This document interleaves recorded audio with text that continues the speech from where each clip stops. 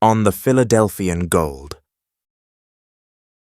A conference betwixt Philocrasus and Philadelphus on the Philadelphian Gold. Philocrasus. This was upon me to ask you. You may remember then that you told me how the description of your city, which we then read, was more literal than is easy to be believed, and withal more mystical than it is possible for the wisest of mortals to comprehend. And in particular you told me that it was built first of true and substantial gold, secondly of fine gold, thirdly of transparent or glassy gold, and fourthly of living gold. I desire now that you would answer me to all these particulars in order. Do you then say that this city is built of true gold, and that it is not only metaphorically said to be built of gold? Is it as real and substantial? Is it as visible and palpable? And has it as many good qualities as this which I have now in my hand? Philadelphus. Yes, Philocrasus, I can assure you that it is built of true and not metaphorical gold, as some would have it only to be.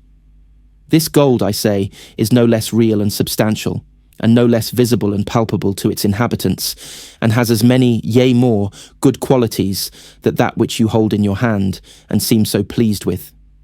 I know that this is a strange language, and I shall have much ado to make myself understood by you, but in any degree.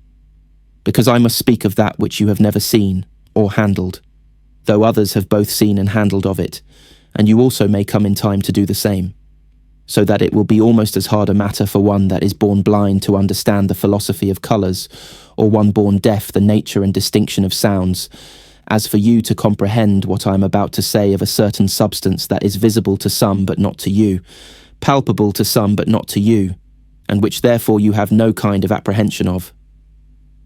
Philocrasus. I promise to be very attentive. Do me the favour but to satisfy me as far as you can. Philadelphus. Well, I will endeavour your satisfaction. After that you shall have answered me a question or two that I have to propose to you. Philocrasus. I am very ready to do it. Philadelphus. Why do ye believe that piece of gold which ye showed me to be true, real, and substantial, and not shadowy, figurative, and accidental? Philocrasus. Why do I believe so? I am not such a stranger to the truth, as not to be able to distinguish it from a shadow. A shadow will fly from me if I go to catch at it, but this I can grasp fast enough. A shadow depends on the substance, and on the position of the sun which casts it. It has no figure but from the substance, and that is always very faint and weak. It cannot be touched, it has no ponderosity, no light, no power in it. But this is ponderous, bright, and powerful. You see me touch it, and its figure is not faint or weak, but vivid and strong, without depending upon anything else. Wherever I move it, and whatever the position of it may be to the sun or light, it still retains the same shape and the same substance. And now I have it fast, I dare venture its flying away. Philadelphus.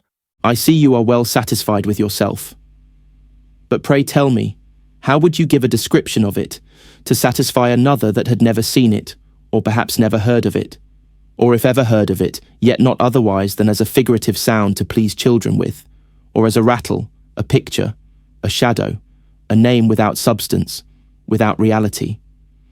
How would you make it to be understood to a philosopher, and how to a merchant that is no philosopher, supposing them both to be strangers to the nature and use of this sovereign metal? Philocrasus. Truly, Philadelphus, you begin to puzzle me, and besides I cannot see whither all your windings and turnings will at last lead me. Indeed, it would be a difficult matter to resolve satisfactorily either a philosopher or a merchant concerning this dear precious metal, if they have not some manner of notice of it beforehand. But since it is not unlawful to make such a supposition, I am ready also to make such an answer as I can.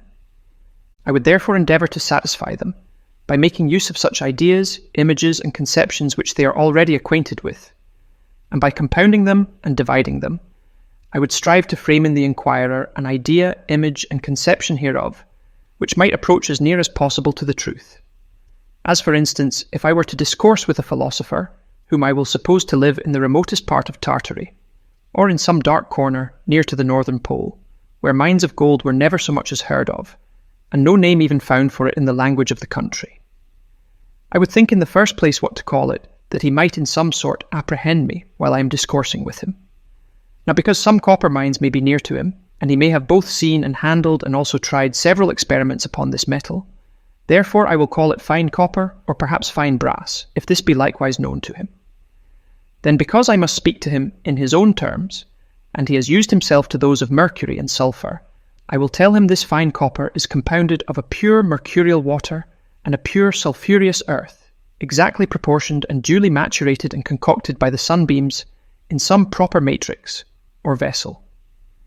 Next I will, as far as I am able, show him the difference both in quantity and quality of the compounding principles of this fine copper and of his copper. Whereupon I tell him that the mercurial water, which enters into the composition of this fine copper, is not only more subtle, defecated and pure than that which is in that Gothic copper of his, but also that it is there in a much greater quantity. Likewise I tell him that the quantity of the brimstone or sulphureous earth, which enters into the composition of the Gothic copper, is greater than that which is in this fine, which I call for distinction the Peruvian copper, but that in the former it is more coarse than in the latter. Herein lies the main difference of the Peruvian and the Gothic copper, which I must make my philosopher understand, as to the composition of the principles both in the one and the other, which are both essentially the same, but diversified as well according to quality as quantity. He must then confess to me that the mercury in the Gothic copper must needs be originally infected and poisoned, and that there must be a defect in its proportion, as likewise that the coarseness, the superfluity, and the combustibleness of its sulphur are no inconsiderable impediments to the perfection of this metal. And he will grant me to this, I believe, though he never have seen the fine metal of Peru, that there may be such a copper there found as I do describe, if there may be but a mercury, or water of life, freed from its original infection and poison, and then fitly adapted and conjoined with a proper sulphur, that shall be pure and of an incombustible nature, so as not to diminish in the severest fires. However, perhaps he will maintain that I ought not altogether to despise the sulphureous earth of his Gothic copper, for that though it were not so pure, fixed, and permanent as that of the other, yet it was of the very same essence and nature with it, and therefore also might possibly come to be in like manner purified and made incombustible. And when I have brought him thus far, then I may speak unto him of the several properties of our fine copper, and leave him to compare them with those of that coarse sort which is only known to him. And here, if I could give him an exact calculation of the weight of a cubical inch of the Peruvian copper, comparing it with a cubical inch of the Gothic, and showing the preponderancy of that above this, I should settle in him a just idea as to one property of it. Another property is purity and clarity, which I must in the next place give him to understand by deduction from such ideas or conceptions which he has already admitted. A third is its tincture, and here as I must heighten that idea which he has entertained on one side, so I must lessen it on the other, that this man may exactly quadrate with the original. A fourth and main property which I am to tell him of is fixation, or the immortality and indefectibility of the tincture, life, or soul of this metallic body. Besides all which I may in the fifth place discourse to him of the extreme ductibility or rarefaction of it, if it might not be too prodigious for his belief. And sixthly, of its medicinal uses and qualities, which would afford me a great variety of matters to entertain him with. And thus I shall have in some degree satisfied my Tartarian or my Gothic philosopher, that the fine copper of Peru is not metaphorical or symbolical, as his poor countrymen, who have never seen it, would persuade him, but that it is as truly, really, and substantially of a metallic nature and consistence as that which he daily handles for such.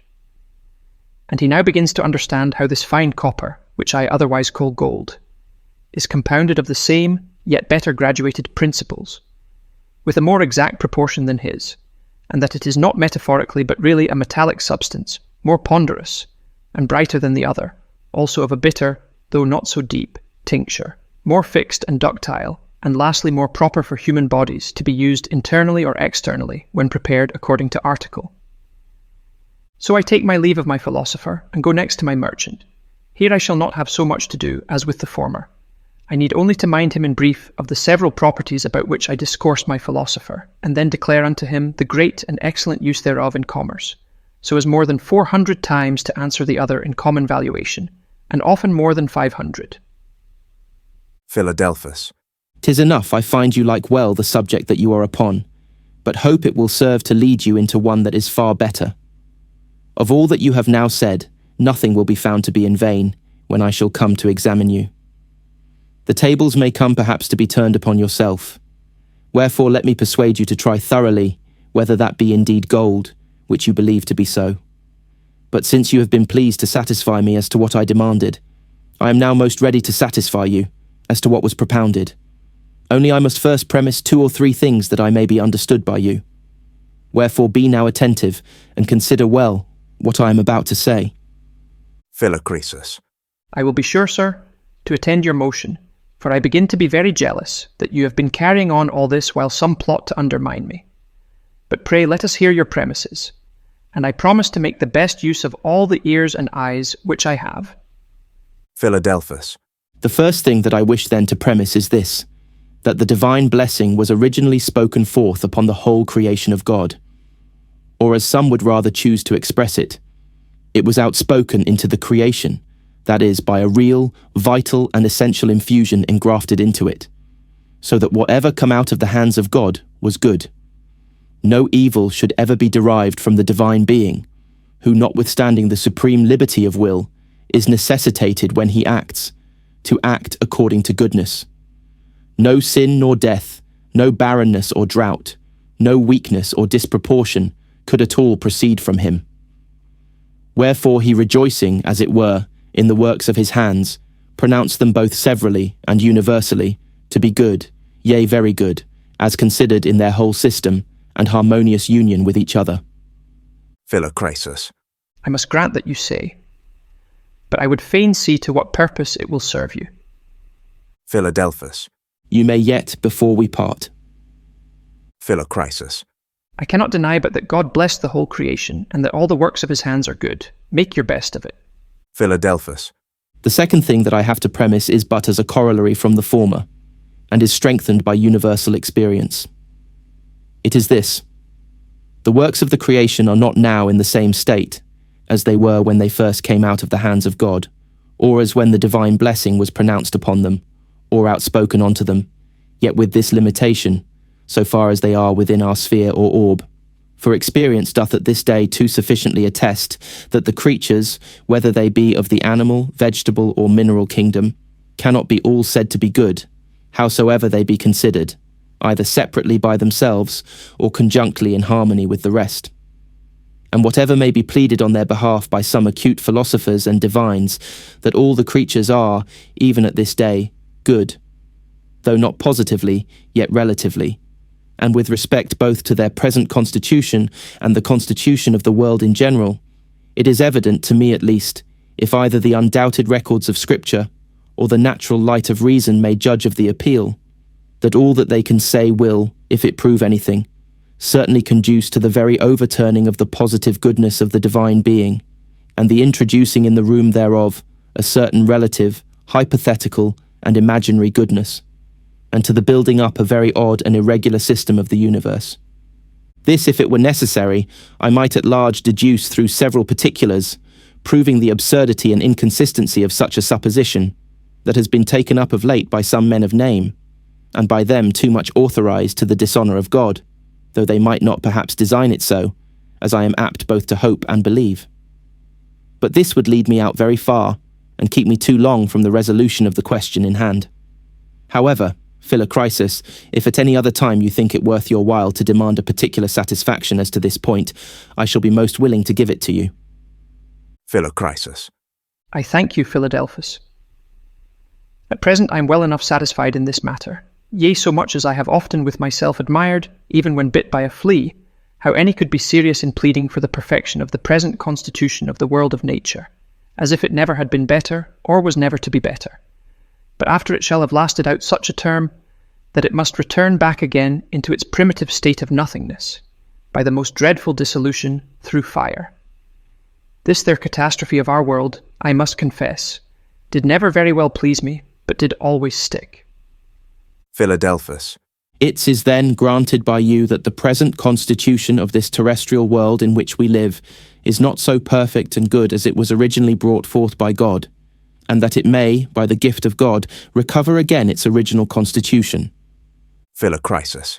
It is granted. Philadelphus. Well, answer me now this one question.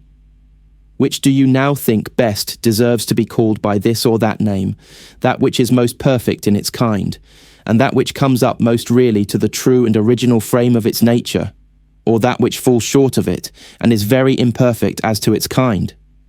As for instance, you take 2 sheep, or 2 horses, and of these let one be placed at the right hand, and the other at the left. Suppose now the horse at the right hand to have all the most excellent features and proportions of an horse, and that at the left to have none of them at all, but to be very mean and despicable. Suppose also the sheep at the right hand to be very plump and fat, and to wear a golden fleece upon its back, and that at the left to be lean, deformed, and leprous. Will you hereupon say that the horse at the left hand is a real horse, but that at the right a metaphorical one? Or that the sheep at the left is a true sheep, but not that at the right? And will you not rather say that these, by approaching nearer to the perfection of their nature, and to the original integrity and beauty in which they were first both brought forth from the divine exemplar, do less deserve to be called figurative or allegorical than the other? Philocrisis. So indeed it seems to me, if either of these may be called a figurative sheep or a figurative horse, it must be the left-handed ones, who come not up to the primitive constitution of their nature, into which the divine blessing was spoken, but have fallen under the curse, and suffered the deprivation of their first pure form, according to the supposition that is granted you.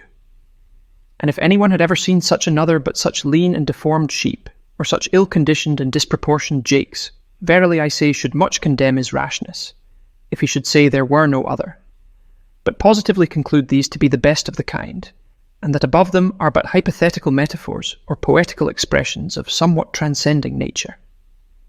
Yea. I should be a little angry if he should be so obstinate as to stand out against the authentic relations of ocular witness, or go to oblige me to deny my own senses, because his have not had the same experience which mine also had. Philadelphus. Suppose also that you have 2 bushels of wheat, the one whereof is half full of chaff, the other perfectly cleansed, the one blighted, the other large-grained and sound. Would you say that the blighted and chaffy corn is only real and substantial, but the sound and the cleansed to be no more than a metaphor or a shadow? I believe not.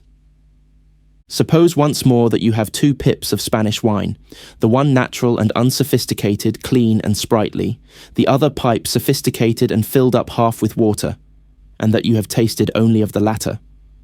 Would you say that this only is true wine, and not the other? Philocrisis.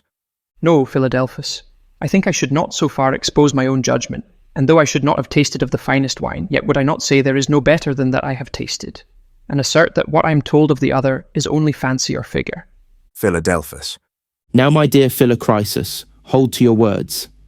For I see 2 pieces of gold, the one is at your right hand, the other is at your left, the one celestial gold, the other terrestrial gold, like as there are bodies celestial and body terrestrial. The gold of your left hand you see and handle, and say therefore that it is substantial. The gold of the right hand you see not, neither can you handle, and conclude therefore that it is shadowy. The reason whereof is this: the former has a peculiar virtue in it to blind that eye by which the former gold may be discerned, and to induce such a paralytic numbness and deadness on all one part of the man that has a lust after it, that he cannot possibly feel or handle the other till his disease be first removed from him. But as for me, that gold which you call substantial, I should of the 2 rather choose to call shadowy gold, and that which you think to be shadowy and figurative, I must call substantial and real, on far greater reasons than you have produced to move me to the contrary. Philocrisis. I cannot but believe my senses. You shall not easily persuade me out of them, for if they deceive me, I can be certain of nothing. Philadelphus. Be not afraid. You may keep your senses still for me, since the senses deceive none, but it is the judgment which is made upon them that may be erroneous. Take care, therefore, that you judge not amiss, and think that to be in the object itself, which is nothing but an impression produced by it upon the sensory. But tell me, do you ever dream? Philocrisis. Yes, I do. Philadelphus. You may then remember how you thought that you have seen, felt, and handled various objects which have vanished away as soon as you awakened. Philocrisis. I do. And particularly I call to mind how I have sometime thought myself to be rolling among bags of gold, so that it has been no small trouble to me to find myself undeceived in the morning. Philadelphus. Forget not this. The application will not be difficult, and very nearly concerns you, my friend. Philocrisis, you are in a dream at this very instant, and you will certainly find yourself undeceived in the morning when your senses that are now locked up in sleep shall recover themselves. Philocrisis. In a dream, say you? Nay, then the whole world is a dream. All that I do is dream and fancy, and whatever I behold or handle is but a shadow. Will you make all the world beside yourself to be in a dream? Will you make all the hurly-burlies in it, all the traffickings, negotiations, and wars, with all manner of transactions, private and public, civil and religious, to be nothing more but the sportive imaginations of the night?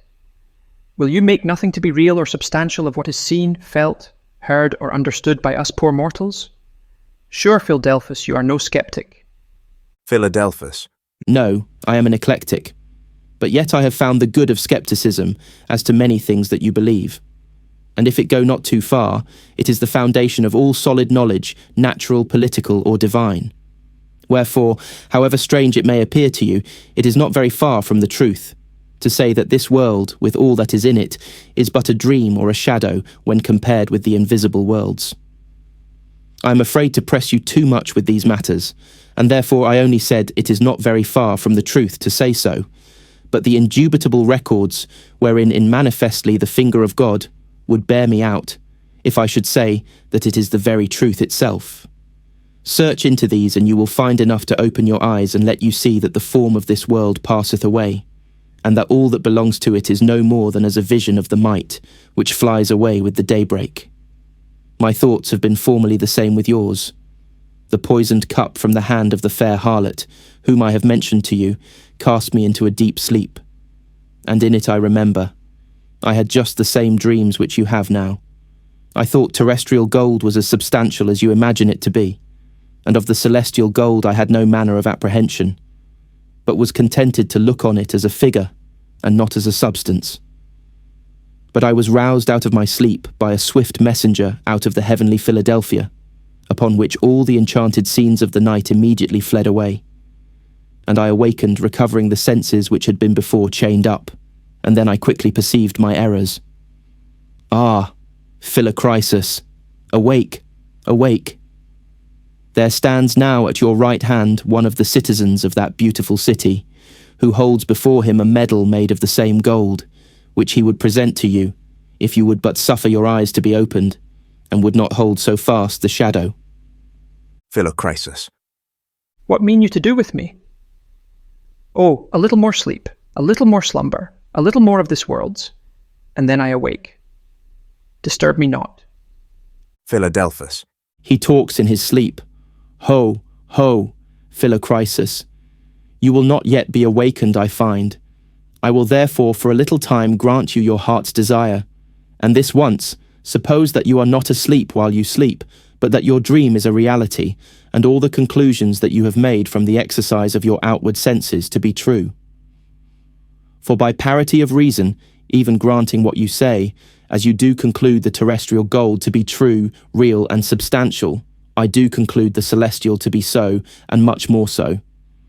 If you plead sensation for yours, I know those that plead it for ours, and that deserve as much, at least, to be believed as any that you bring. But lest you might not so readily believe or apprehend perhaps the witnesses that I could produce, I will proceed with you as you would do with your Goth or Tartar, that had never heard of the gold mines of Peru. Wherefore I must needs tell you that if the Peruvian gold be true gold, then the Philadelphian gold deserves also of right so to be called, yea, is much better qualified of the two to bear this name, as it is more perfect in its kind, and as it more nearly approaches than the former to the true and original frame of pure and undefiled nature, exactly compounded according to the divine exemplar, and duly concocted in the bowels of the everlasting mountains, the mountains of the sun, and the mountains of the moon. Whence, supposing the difference of Philadelphian and Peruvian gold to be as the difference of Peruvian and Gothic copper, this will not hinder but that the Philadelphian gold, both according to the greater purity of its constituent principles, as without the least alloy of the curse, and the most exact proportion of them, may well deserve to be looked on no less real than the Peruvian. Philocrisis. If it be so, pray, dear Philadelphus, give me some of it, that I may make a proof. Philadelphus. You are not yet out of your dream. You know not what you say. For you neither understand what manner of gold this is, neither who it is that can give it. It may be called to you by 1,000 names, but I do assure you that it is true and proved gold. And let me tell you that your gold, or the false brass of Peru, is not constituted of principles altogether pure and defected, but mixed with some close and inherent imperfections. Neither are the proportions adjusted according to perfect nature, but only according to the perfect constitution of this terrestrial orb. The curse that has entered into the whole lower creation has also entered into this, and it is not a perfect metal, except with respect to the lapsed and broken frame of this our earth. Philocrates. Ha! Philadelphus. I am wondering where you will run at last. I am not so much in a dream, but I can laugh at these amusements of yours. Did ever any before deny gold to be a perfect metal? Philadelphus. Mistake me not. I do not deny it to be a perfect metal with respect to the present order of things in their fallen state. But I do positively aver that it is not a perfect metal with respect to that primitive and original order of beings, which proceeded immediately from God through his word, wherein and whereby they subsist, but that it partakes of the curse, as well as all the other subjects of the mineral or metallic kingdom, though not in the same degree. Now there is an inherent curse, and there is also an adherent curse, and of both of these it more or less participates. Philocrates. Pray, what do you mean by an inherent curse? And how do you appropriate it to the terrestrial gold? Philadelphus. Know what is the blessing, and you cannot fail to know what is the curse in nature. There is an inherent blessing in every creature, and there is also an adherent blessing. Without the former God could never have pronounced them good, and without the latter they could never have been serviceable to man, or to the rest of their fellow creatures. A privation or loss in either of these kinds is called the curse. And as it has diverse degrees, and is variously specified, so takes it up diverse names, as death, darkness, Hades, Sheol, the turba, the left hand, the seed of the serpent, the mist out of the earth, Lilith, Aramanius, poison, the blood of the old dragon, the prisons, the north, and many others. The benediction now of both kinds may be lessened, hidden or removed either in part of in whole. The adherent benediction may possibly admit of a total remove and separation, but the inherent can never do this without the destruction and annihilation of the subject wherein it is. Whence though it may be hid, yet can it never be separated without the entire disunion of its constituent and vital principles, which are not perishable, but endure the same, notwithstanding all the courtesies, veils, and coverings, wherewith they may be overcast or oppressed, and which are said to be under the presidentship of so many evil angels. Behold then, here is wisdom to take away the inherent curse from the creature, and to cause the disappeared blessing to reappear and exert forth itself. Now shall you understand how this curse is to be appropriated to the terrestrial gold, and how the contrary blessing is to be predicated of the celestial. But in the first place you are to take notice that as the inherent is here less than in any other subjects of the same kingdom and order, so the adherent curse is greater. In the second place you are to observe that the primary and radical principles being, as to us, invisible in themselves, the secondary and elementary, which may be made visible, can be here only examined into.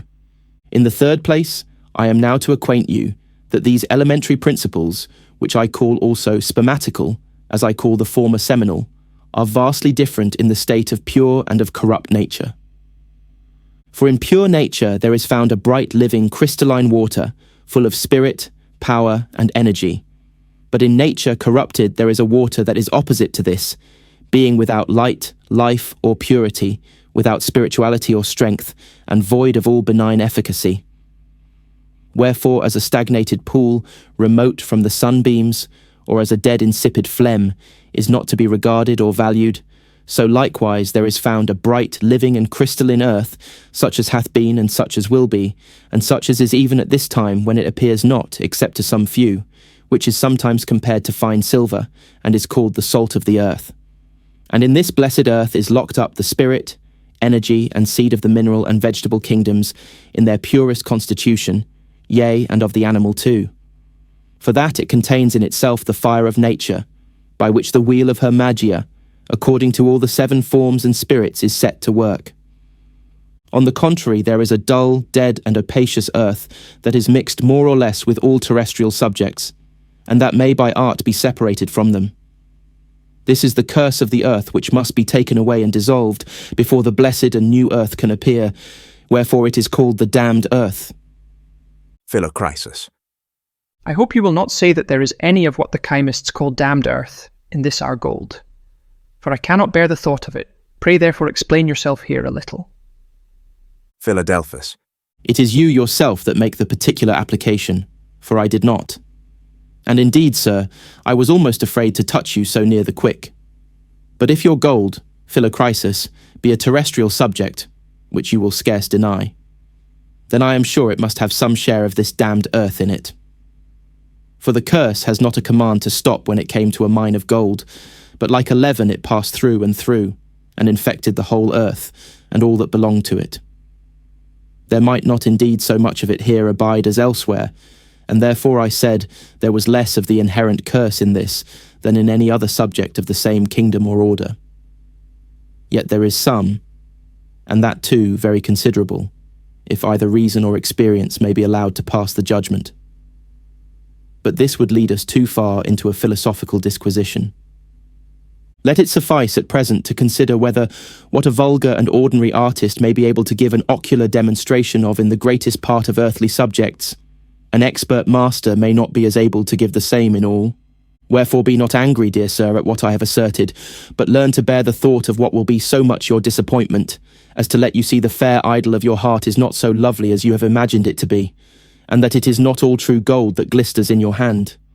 There is a damned earth terra damnata et maledicta that cleaves so fast to it, as is not easily to be separated by the refiner's art. And I am informed from credible testimonies that whosoever shall be understanding in heart and skilful in hand to separate this vile earth from the precious solar earth in the body of terrestrial gold, shall find the quantity of the former, however small when compared to the inferior metals, to exceed the other. And if what is related concerning the degradation of gold by an eminent and curious eyewitness of this nation, whom all the philosophical and Christian world stands obliged to, and who had this generous and noble design to vindicate religion from all sectarian polity or partiality, and to establish it upon solid and immutable grounds, be true, and if also the daily experiments, made even in ordinary laboratories of the possibility of its supergradation and exaltation, by losing in its weight, and so possessing an higher tincture and clarity, may deserve any credit, then is it certain that it may still arrive to an higher degree both of fixation and purity than it could ever meet with in the bowels of the accursed earth. But whether this can ever be quite set free from its inherent curse or no, is not so material to our present purpose. However, there is a vein, I can assure you, of paradisical gold, which not having been with it infected, is by Moses pronounced to be good, Genesis 2:12. And yet even this is no more to be compared with the Philadelphian or Sinitical gold than the Peruvian is with it. Hereby you may, in part I hope, apprehend what is meant both by the blessing and the curse which are inherent in this metallic body. Philocrisis. I do, I think, pretty well understand you. But pray what do you mean by an adherent curse, and how is that to be appropriated to the terrestrial gold? Philadelphus. The adherent curse is that which adheres or cleaves to the creature by external application, and not by internal constitution or composition. And here by external application I mean not barely any outward abuse of the same whatever, but also, and chiefly, any degree of adhesion of the human soul to it, how intrinsic soever, and the more intrinsic still, the more dangerous, it being foreign, incongruous, and extrinsic both to the soul and to the creature which she seeks to cleave as to her blessing. Now though your terrestrial gold has indeed not so much of the inherent, yet has it far more of the adherent curse, which is much the worst of the two. And though it should be never so perfect as to its composition, that avails not if this other curse sticks to it. Yea, on the contrary, this will be so much the greater and the heavier, as in the case of the Tartarization, 2 Peter 2:4, of those angels who kept not their first estate of adhesion to the original beauty and goodness, and in that of the golden calf of Israel, concerning which the Jews have to this very day a celebrated proverb, that no punishment is ever inflicted upon them, in which there is not some portion of this calf. And I fear the same may be justly applicable not to them alone. What evil of sin is there in the whole world that is not perpetrated for the sake of it? And what evil of pain or dreadful judgments by the divine nemesis have not already been pulled down upon particular persons, upon families, and upon whole kingdoms? Behold, and consider the times of old, what examples all histories both sacred and profane doth give you. To conclude, how many are there that for the sake of this labour the greatest part of their lives in the very fire, who at length reap naught but smoke and dross, in the room of those golden mountains which they hereby imagine to themselves? And how many weary themselves all their lives for very vanity, while being deceived with the false show of an adhering blessing, they find only misery and repentance? Who, had they taken but half that pains to discover the paradisical or Philadelphian mine of gold, would never have been left in such plunges at the last. Behold, all this proceeds from its adherent curse. Remember, prithee Philocrisus, the dying aphorism of the richest subject of the world at that time, as well as the best politician and the most faithful servant, which famous aphorism is, I suppose, not unknown to you. Philocrisus. You mean I know the saying of that great man, which he left in his legacy to posterity? Had I but taken but half that pains to serve my God, as I took to serve my prince, he would not now have deserted me. Philadelphus. I do so. And withal I assure you, my good friend, that if you were but half as diligent in seeking after the celestial, as you are in seeking after the terrestrial gold, you would be experimentally convinced that I have spoken nothing to you all this while but the very truth, and you would find yourself possessed of substance instead of vanity. Philocrisus. I am at a loss. I know not what to make of that which you say. Disturb me not out of my sleep, for I would rather dream on at the old rate than be molested. Have pity on me and depart from me, for I am Philocrisus. I am a lover of that what you have contemptibly nicknamed terrestrial gold, the which to me is a celestial substance. But you will hardly allow it to be a substance at all, that so you may the more exalt the gold, as you call it, of your own country, which I must call imaginary. Tell me not then that mine is vanity, or the shadow only of a substance, neither speak to me of labouring for smoke and dross. I know what is substance, I thank my stars, and I can distinguish between what is true and what is counterfeit. Mine hath been tried in the fire, and weighed in the balance. It hath stood in the one, and in the other hath been found to have its just weight. Can you also pretend to this? Philadelphus. Yes, more than pretend. Mine is indeed gold tried in the fire, and it has been also weighed in the balance as well as yours. And let me tell you besides, that your gold shall never be able to endure this fire trial, but shall fly away in it as lead and dross. And 1 grain of the gold of my city, if put into the balance, will preponderate this whole room full of yours. Whence the crown that is mad out of this gold is called emphatically a weight of glory, and an hyperbolical or excessive weight, yea, a far exceeding and hyperbolical weight, 2 Corinthians 4:17. So far exceeds the celestial gold in preponderosity the terrestrial gold when weighed together, as no hyperbole can reach. It exceeds in like manner in clarity and lustre, in fixation and permanency, in the super-excellency of its tincture, in ductibility and divisibility, and in all manner of medicinal uses both for spirit, soul, and body, all which it revives, exhilarates, and perfects. And in the last place, all the merchandise of your world is not to be compared with it. This alone can truly and really and lastingly make you rich. It would not be difficult to particularize each of these, and to show hereby the reality and substantiality of this gold that I plead for, not only equally with, but far above that which is dug out of the earth. But all that can be said hereupon would but serve so much the more to exasperate you if you comprehend it not, or will not attend to it.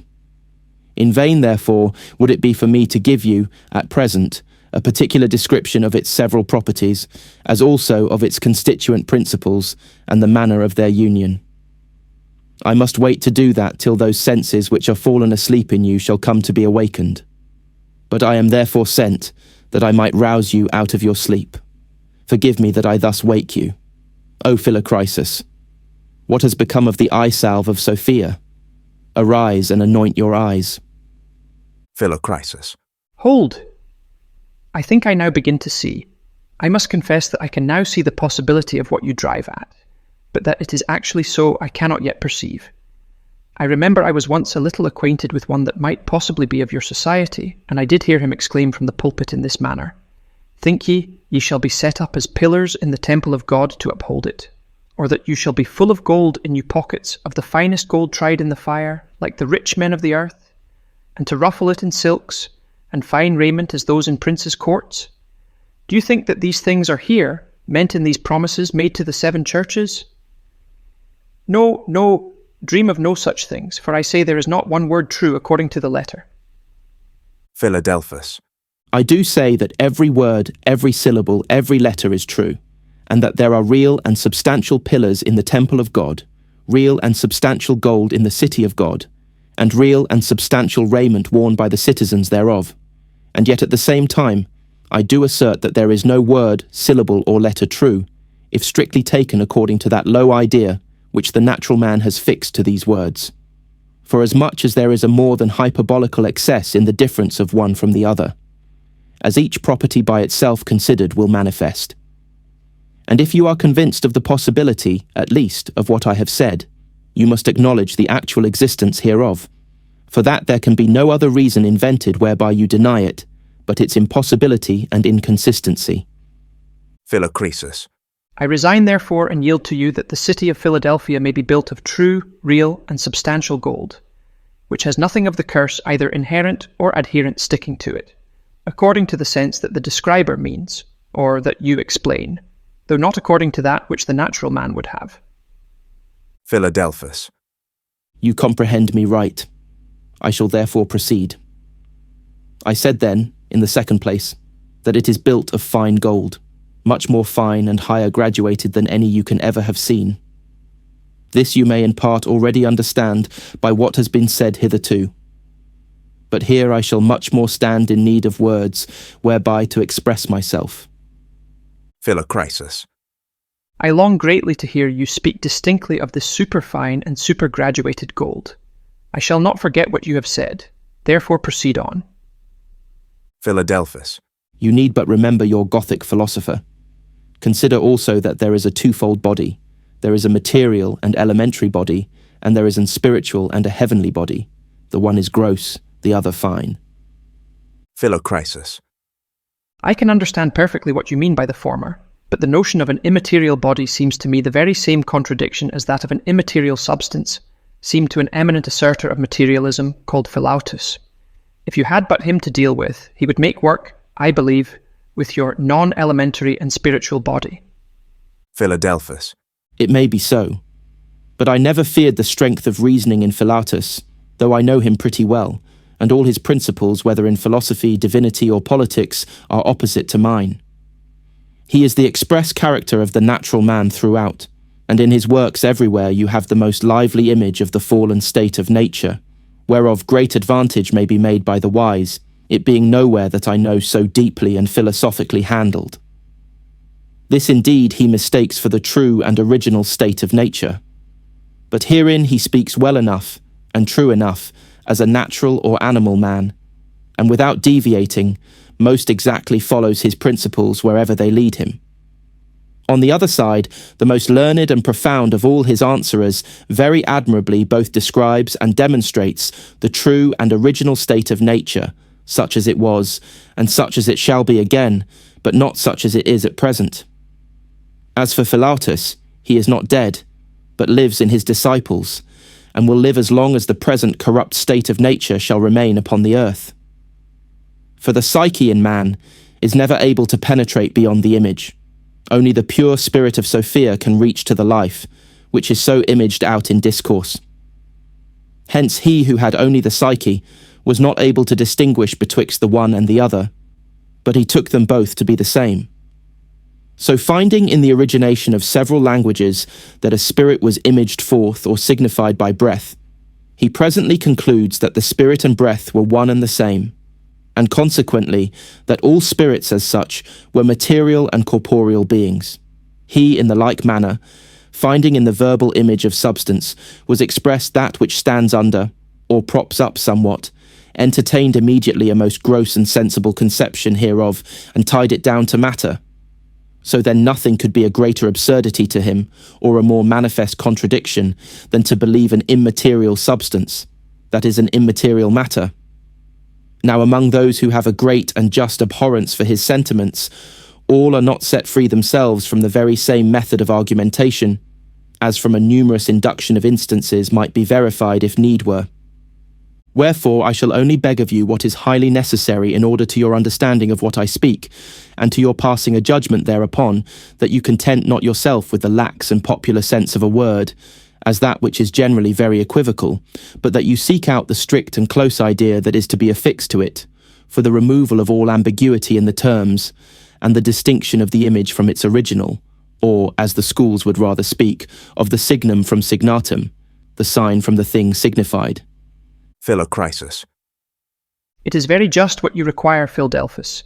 None can gainsay this method, after what the celebrated author of an essay on human understanding, together with a French philosopher of the first magnitude, have written on it shall be looked into. Wherefore tell me in the first place what you mean by substance. Philadelphus. Hereby I understand that which hath both essence and existence, being created by God, and made capable of bearing up or supporting various modes of being. Philocresis. What do you mean by body?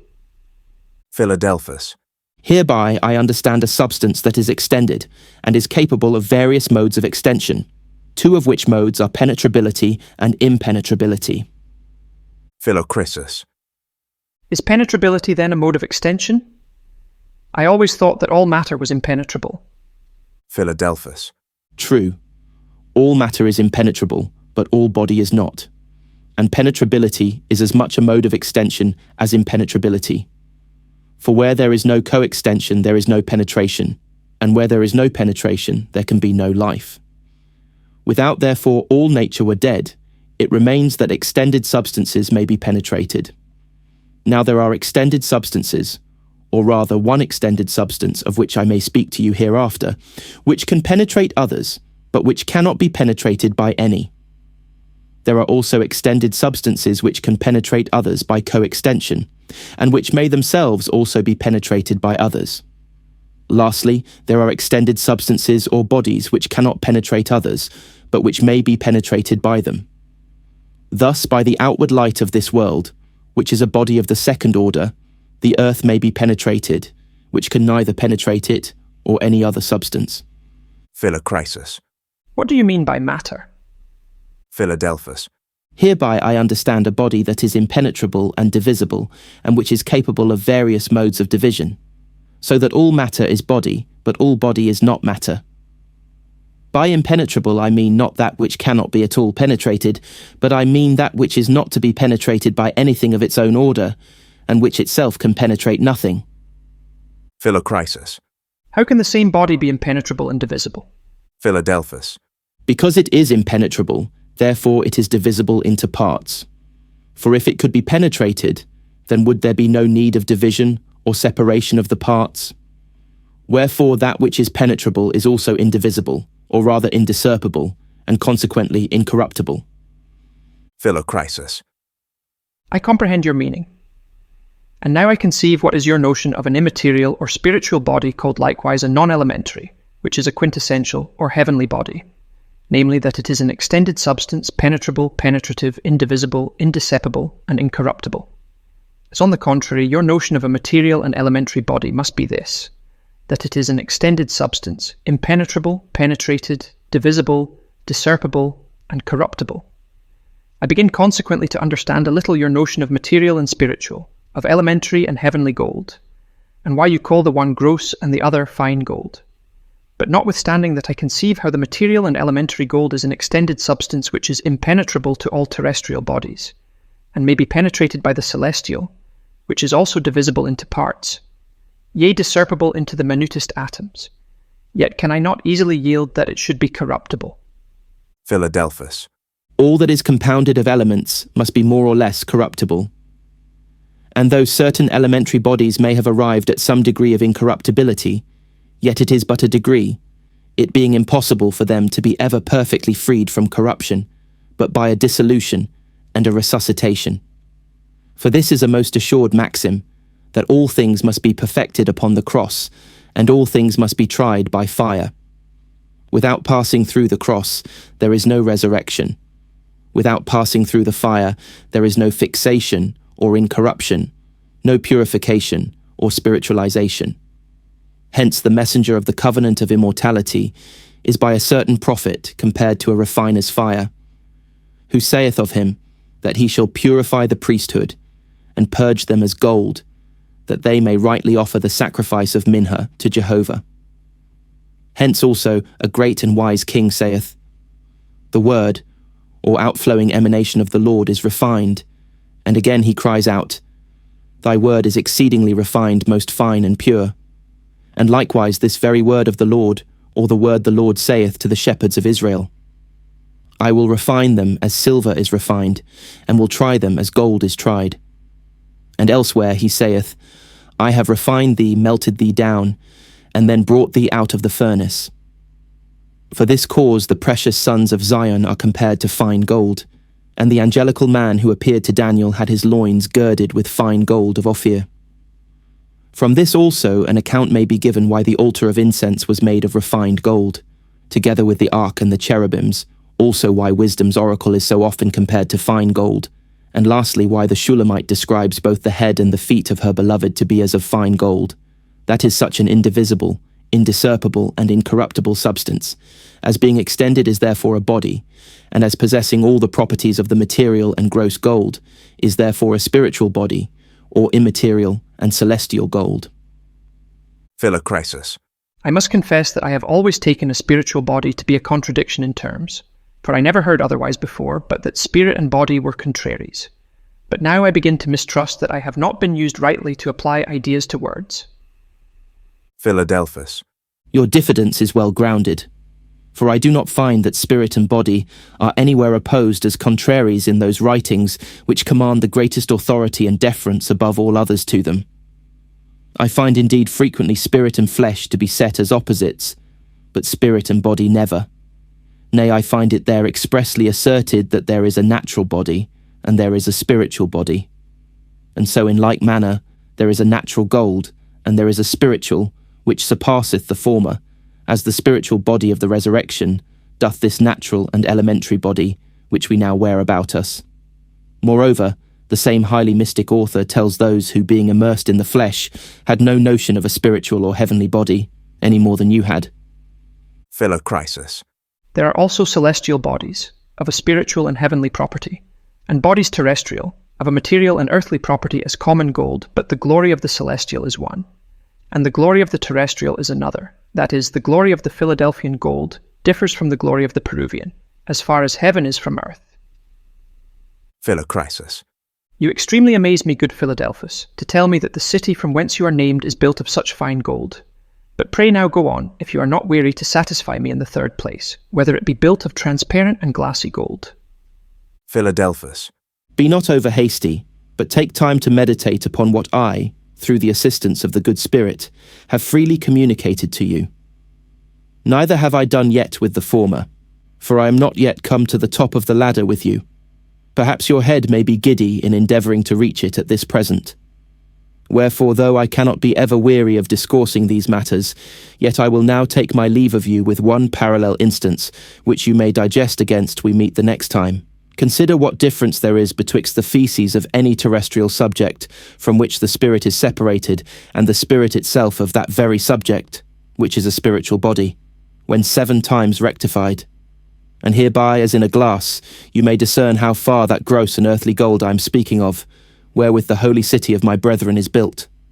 In the meanwhile, I shall leave with you this hieroglyphical figure of a star being the mark of this gold, and also of the city, showing its constituent parts the water and fire of the Philadelphians, its manifold and wonderful properties, how it is formed, and how it is made to multiply itself.